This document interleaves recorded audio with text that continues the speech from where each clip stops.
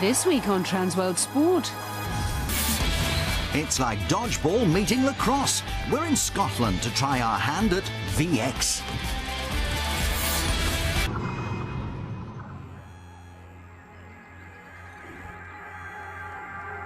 The Scottish town of Falkirk is situated halfway between Edinburgh and Glasgow. In the 19th century, the town was famous for its iron and steel works. While most of the industries in this area have now shut down, the local man-made waterways stand as a reminder of Falkirk's important role during the Industrial Revolution. But what brought Transworld Sport to Falkirk was not the town's rich history, but rather the chance to find out more about a new sport, which enjoys a fair amount of popularity in this part of the British Isles.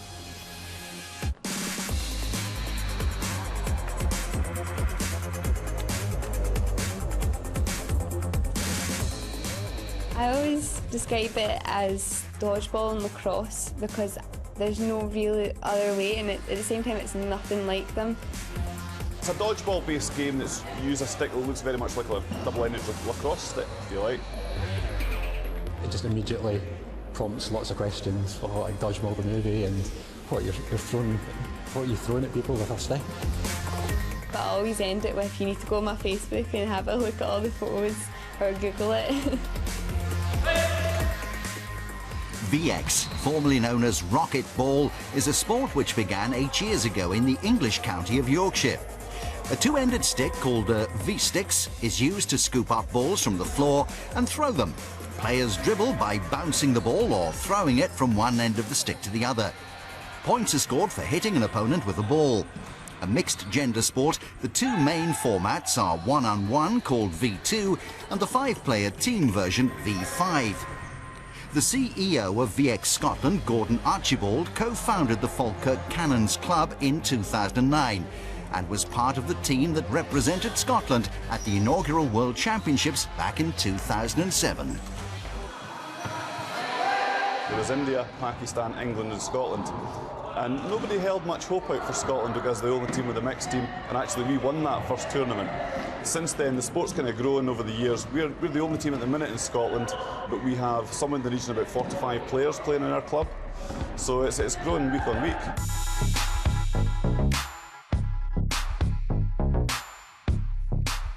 Two of the leading players for the Falkirk Cannons are Megan Plummer and Scott McMichael. Both have won world titles. Scott won the V2 title in 2011, while Megan was crowned the first female V2 Youth World Champion the following year. Now competing as a senior, Megan has joined Scott as one of the world's top 4 ranked players, and the two represent Scotland internationally in both V2 and V5. For me, it's all about the speed. Getting the shots away as quickly as possible is vital to winning, because the more shots you have, the more likely you are that you're going to win, just by the percentage. But I think as well you need to be quite quick and minded, because it's a really high tempo game. V2 is played on a squash court with 3 balls and is the most intense version of the sport. 1 point is scored for hitting your opponent below the neck, and 2 are awarded for catching a ball. Players can defend themselves with their stick, but must stop when hit and raise their hand to signal the score. Until the referee tells them that player is out of the game and may not pick up any balls or be hit again. Any infringements can be penalised by 3 points, so honesty and integrity are key to the sport. V5 is played in the same way, but on a larger court and with 5 balls. The sport is actually really easy to pick up. I found that after the first couple of sessions where you feel like you're never going to be good at it, it's almost like it clicks. VX is an amateur sport, with all the clubs being run by volunteers. At the Cannons, it's the senior players who take responsibility for coaching and promoting the team. A designer by trade and a fitness fanatic, Scott McMichael has been with the club since the beginning and is impressed by the physical nature of the game. VX was introduced to me sort of in 2007, back when the sport first started, It was actually, my dad was at a conference for PE teachers and saw a sort of demonstration game and was just really taken in by the sort of variety and challenge that it offered, and just basically picked up a stick as soon as I could, kept playing. When I describe it to others, I say I've played things like squash, and that can be a really hard workout, but even in squash there's a break or a pause when a point's won and you go back to service. But a proper game of VX, be it V2 or V5, the intensity is solid for a full 4 minutes at a time. Co-founder Gordon Archibald is a PE teacher and oversees most of the club's coaching sessions. Youth participation is on the increase and more local schools are taking to the sport. VX is largely self-refereed, promoting fair play amongst children. When I was young, playing football for instance, I would like to have thought I was a good football player, but I wasn't. I used to spend all playtime running about, chasing the ball, but never actually seeing a ball. With there only being one ball in the game, it was very difficult. In VX, of course, there's 5 balls, and as you're learning to play the game, there's always a ball will roll past you, you'll be able to pick that up, and then you're involved in the game. So for children who tend to shy away from the kind of traditional sports of basketball, football, rugby, this is an ideal sport for them.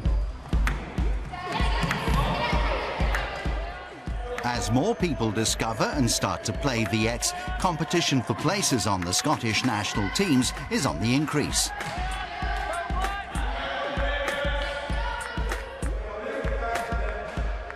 There are currently 12 nations across 4 continents who take part at the VX World Championships.